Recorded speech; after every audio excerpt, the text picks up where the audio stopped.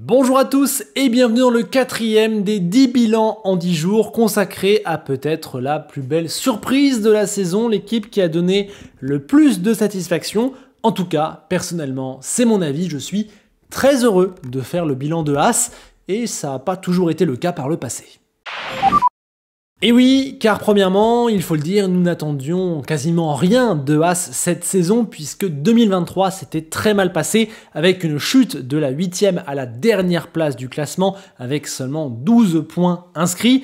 Du coup, au moment de démarrer la saison, ils étaient sur 7 courses sans le moindre point inscrit et un seul sur les 13 derniers week-ends. Bref, ils étaient complètement retombés dans leur travers. Et donc, au-delà de tenter de recoller aux équipes de devant, de gagner quelques places au classement, de se refaire, d'essayer de ne pas être dernier, l'objectif principal pour moi, c'était essayer de trouver un modèle, d'enfin mettre fin aux profondes limites du système Haas, puisqu'après 10 ans en Formule 1, les perspectives d'un avenir vraiment meilleur semblaient plus que limitées, et on se disait qu'en l'état, la vente était à terme la seule chose possible. Au passage, je les avais pronostiqués derniers et c'était le cas de 87% d'entre vous. Et ouais, c'est dingue, il faut aussi dire que 99% des votants les plaçaient dans les deux derniers.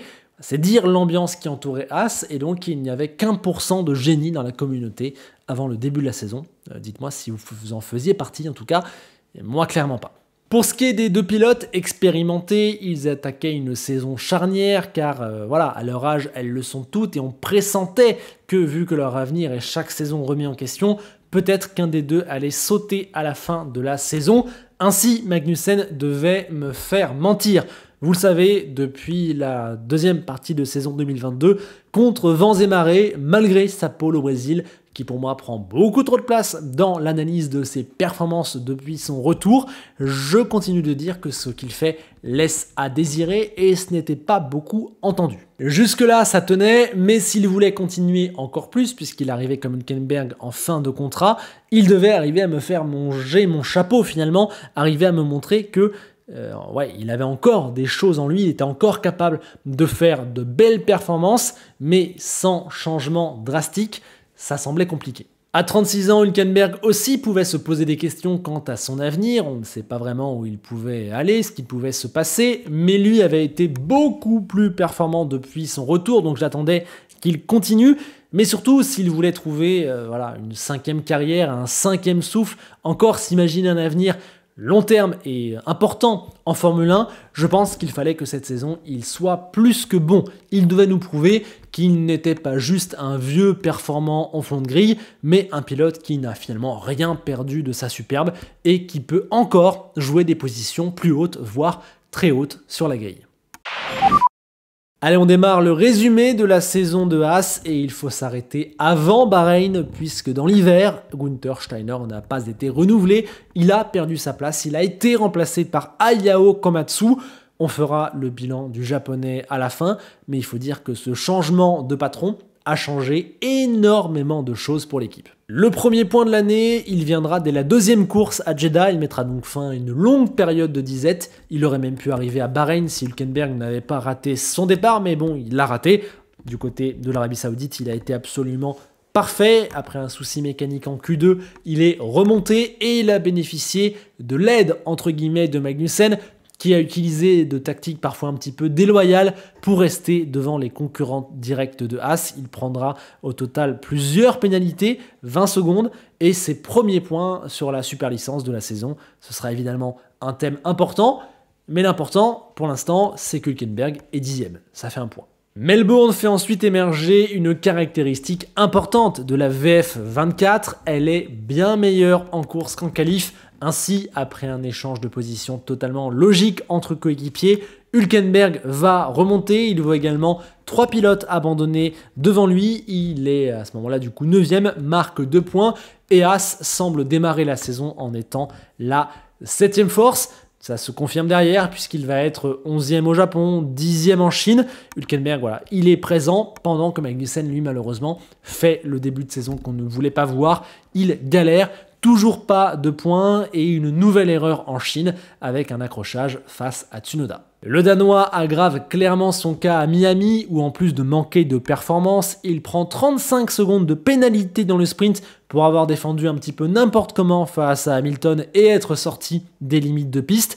Il va ensuite en prendre 30 dans la course, 20 pour s'être arrêté au stand sous la safety car sans avoir changé de pneu, et 10 pour un nouvel accrochage, cette fois avec Sargent dans le premier secteur, un violent accrochage. Un marasme qui contraste avec Hülkenberg qui, en plus d'être absolument propre, termine 7ème du sprint et à la porte des points lors de la course. Alors, Hülkenberg est tellement bon que Audi l'a d'ailleurs déjà signé à ce moment-là pour son avenir, quand Magnussen, lui, risque clairement de perdre son siège. Haas va ensuite continuer d'être la 7ème force. Hülkenberg est encore une fois 11ème à Imola pendant que Magnussen signe une très belle remontée pour une de ses meilleures courses de la saison. Et à Monaco, les deux voitures vont s'arrêter en Q2, ce qui est finalement leur place avant évidemment cet énorme carton au départ entre Magnussen et Perez qui va finir par rentrer évidemment dans Hülkenberg et mettre les deux Haas au tapis. Vous connaissez mon avis sur cet incident. Pour moi, là, Kevin Magnussen a fait un truc un petit peu dangereux et surtout contre-productif. Il a été même, je trouve, chanceux de ne pas déjà là prendre une course de suspension. Au Canada, les points sont encore une fois un petit peu trop loin, malgré ce début de course complètement fou. Je ne sais pas si vous vous en rappelez, mais c'était les seuls à avoir mis les pneus pluie. Et du coup, sur les premiers tours, ils ont vraiment cartonné. Magnussen est 4ème, Hülkenberg 8ème. Malheureusement, il faut s'arrêter, le vrai rythme reprend un petit peu le dessus et du coup ça termine hors des points. Ce sera la même frustration du côté de l'Espagne où Hülkenberg est encore une fois 11ème. Il a d'ailleurs signé cette saison le record du nombre de fois où un pilote termine à la porte des points, ce qui montre bien la position de Haas, constante, régulière. Parfois, il en manquait juste un tout petit peu pour marquer des points, mais au moins ils étaient là via Hülkenberg. Jusqu'alors 8ème du constructeur, Haas va voir sa saison tourner sur 2 week-ends. D'abord en Autriche, circuit où de manière inexplicable, depuis leur arrivée en Formule 1, ils font toujours des surperformances complètement dingues. Là, cette fois, Magnussen est à la porte des points dans le sprint, puis en course, sa 8ème place vient s'ajouter à la 6ème d'Hülkenberg. Ça fait 12 points d'un coup. Ils passent 7ème et peuvent maintenant espérer même la 6ème en menaçant Racing Bulls, et surtout qu'à la course suivante à Silverstone, eh bien Haas introduit une évolution, ce qui n'a pas toujours été le cas dans son histoire au sein même d'une saison, et surtout, c'est une évolution qui va fonctionner, et là pour le coup c'est peut-être une première tout court. On se rappelle de l'époque où Grosjean et Magnussen devaient revenir à la voiture du début de saison car rien ne marchait. Du coup, sous la pluie de Silverstone, un Hülkenberg toujours aussi excellent va terminer 6ème après une course incroyable, et donc ça y est, la saison a pris une tournure totalement nouvelle, beaucoup plus positive. On vise désormais la 6ème place. Malheureusement derrière, il va y avoir un petit temps de couac puisqu'il y aura 3 week-ends sans points. Ça a été dur en Hongrie, à Spa et à Zandvoort, où il y aura d'ailleurs encore une 11ème position, encore pour Hülkenberg. Hulk qui va passer en Q3 à Monza, mais se fait raccrocher par Ricciardo dans le premier tour avant d'accrocher lui-même Tsunoda. Pas grave, pour une fois, Magnussen est capable de prendre le relais et va chercher un point. Mais gros bémol, il est responsable d'une collision avec Gasly et atteint les 12 points de licence sur son permis et du coup, il devra rater Bakou. Heureusement, il est remplacé par Biermann qui va une nouvelle fois assurer lors d'un remplacement. Il bat Hülkenberg lors de la qualif, est passé en course mais résiste et va chercher à la fin le dernier point en doublant Hülkenberg quand ce dernier freine trop pour éviter les débris de l'accident entre Sainz et Perez, une des images un petit peu ubuesques de la saison. Et c'est en tout cas une très belle répétition pour le Britannique qui sera titulaire l'an prochain dans la Haas, qui est pétri de talent. D'ailleurs, je me rappelle qu'à ce moment-là, on se disait pourquoi finir la saison avec Magnussen plutôt qu'avec Biermann? Ce serait peut-être mieux, parce que déjà il est à son niveau, de lui donner de l'expérience pour l'an prochain. Après un nouveau week-end splendide d'Hülkenberg à Singapour, conclu par une 9ème position, Haas va apporter un nouveau package d'amélioration à Austin, un 2e package, incroyable, et en plus il va extrêmement bien marcher. C'est à ce moment-là que Haas devient la 5e force du championnat, 7e et 8e dans le sprint à Austin, Hülkenberg 8e et meilleur des autres en course, Magnussen 11e alors qu'il a été malchanceux. Voilà, ça cartonne et ça va être la même chose au Mexique. Double Q3, Magnussen 8e, Hülkenberg 9e. c'est la révolution. Sur une fin de saison, As performe et voilà, à ce moment-là, la 5e force. Mais il va y avoir un week-end sans et malheureusement, c'est ce qui va au final leur coûter cette 6e position. C'est évidemment le Brésil. Déjà, Magnussen n'est pas là car malade. Il est remplacé par Bierman qui se débrouille pas mal dans la partie sprint, fait une plutôt pas mauvaise qualif, mais va très clairement galérer dans le Grand Prix. Quand Hülkenberg, lui, vit l'un de ses rares ratés de la saison, pas bon en qualif, et il va faire un spin en course, être aidé des commissaires pour repartir et donc être disqualifié. Ça fait 0 points. Un week-end sans, c'est pas si grave. Mais quand on voit qu'Alpine marque 35 points d'un coup et repasse dans la lutte directement pour la 6e place, ouais, ça fait mal. Malheureusement, c'est ce qui a posteriori a coûté la 6e place à As. Retour à la normale à Vegas, où Hülkenberg est le meilleur des autres, après en plus l'abandon de l'Alpine de Gasly, 9e en qualif, 8e en course du Hülkenberg 2024 dans le texte. Au Qatar, il est même devant Max Verstappen dans le sprint avant de faire pour le coup une vraie erreur en course avec un spin. Heureusement, Magnussen comme à Monza prend le relais et va chercher 2 points. En arrivant à Abu Dhabi, As a 5 points de retard sur Alpine. Malheureusement, Magnussen ne pourra pas aider car il manquait de performance et va être percuté par Bottas. Mais Hülkenberg, lui, finit sa saison en beauté. 4e chrono en qualif, malheureusement 3 places de pénalité pour avoir doublé dans la joie des stands. Et malheureusement en course, on a vu que l'Alpine avait un petit truc en plus. Gasly a été devant tout du long et Hülkenberg n'a pas pu aller le chercher. À l'arrivée, finalement, As est donc 7e de ce championnat à 7 longueurs d'Alpine. C'est le 2e meilleur résultat de toute l'histoire de l'équipe. Pour moi, même si malheureusement ça ne marche pas comme ça, As est le 6e moral de cette saison 2024 car ses performances ont été très régulières et proviennent d'un réel travail de fond constant. On ne peut rien dire par rapport à une éventuelle chance cette saison. Non, ils ont été bons du début à la fin. Au début, ils avaient un petit retard sur le top 10, mais ce que j'ai aimé, c'est qu'ils ont souvent su se créer des opportunités en jouant de tout ce qu'ils pouvaient jouer pour aller grappiller leurs premiers points. Et ensuite, la première upgrade marche du côté de l'Autriche, ça leur permet de remonter. La deuxième, Austin, les met vraiment à la 5e force et ils se battent avec Alpine pour des gros points à la toute fin de la saison.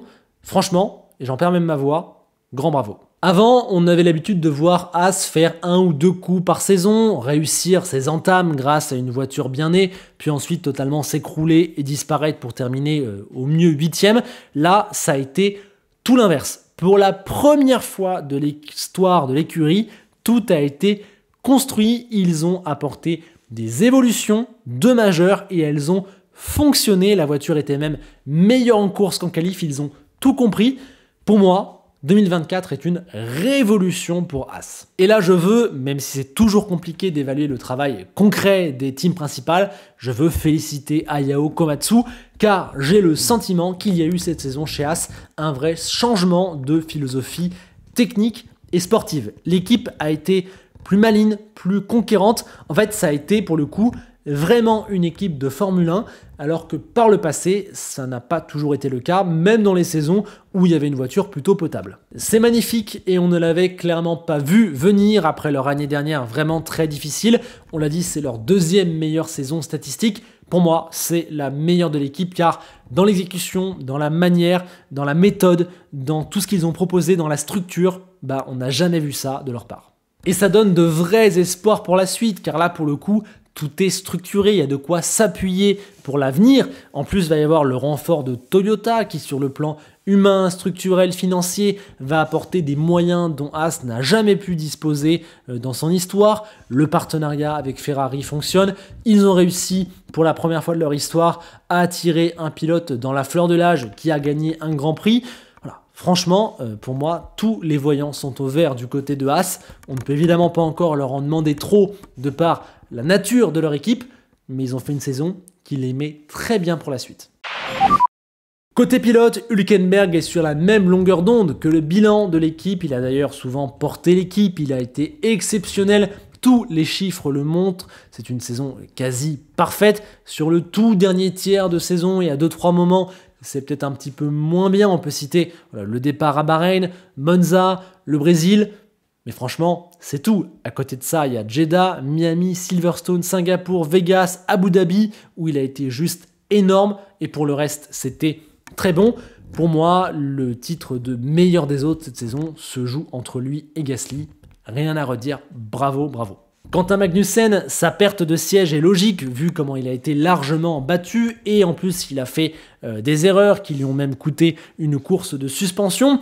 Ça faisait déjà 1 an et demi que c'était limite. Là, on l'a vu en difficulté et donc ça a logiquement craqué. La fin allait de soi, surtout quand on voit la petite claque de fraîcheur qu'a pu lui mettre un Berman. Malgré tout, pour être complet et lui rendre justice, il faut dire qu'il part en beauté car sa fin de saison est franchement bonne.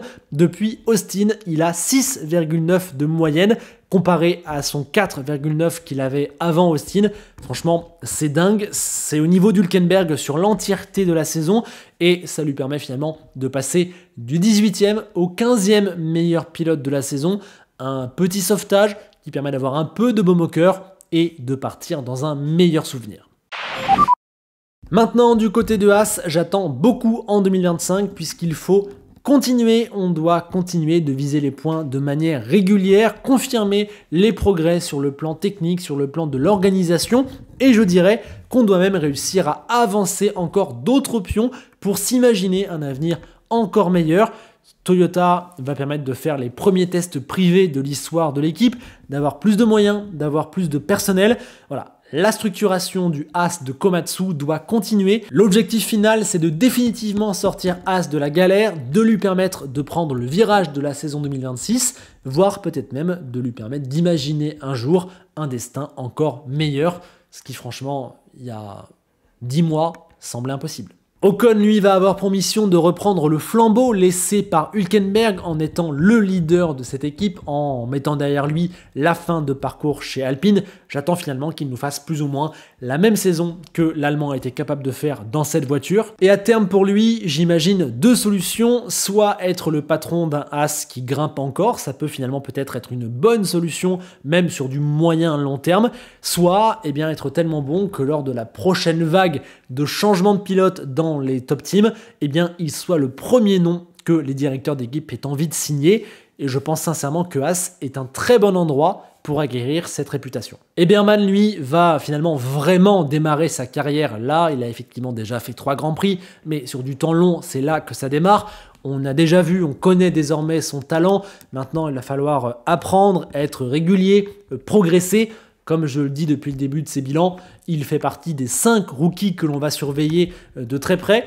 Vous connaissez mon avis sur Wehrmann, je pense que c'est vraiment un talent hors norme, que pour moi il devait arriver en Formule 1 un jour et que Ferrari a raison de le garder près d'elle. Maintenant voilà, on va voir, ça reste une première saison.